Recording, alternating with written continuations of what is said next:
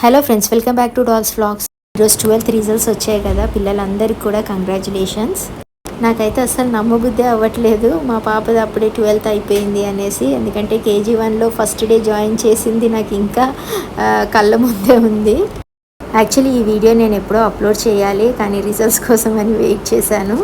మా పాప KG1లో ఉన్నప్పుడు ఒక ఈవెంట్ జరిగింది. ఆ ఈవెంట్కి వెళ్ళినప్పుడు అక్కడ ఒక బోర్డు ఉంది, అందులో టాపర్స్ లిస్ట్ ఇంకా హెడ్ గర్ల్స్ లిస్ట్ అవన్నీ ఉన్నాయన్నమాట. అవి చూసి నేను చెప్పాను, నువ్వు ఏం చేస్తావో తెలీదు, స్టడీస్లో అయినా సరే లేకపోతే ఇంకా వేరే హెడ్ గర్ల్గా అయినా సరే, కానీ ఇక్కడ మాత్రం పేరు ఉండాలని చెప్పాను.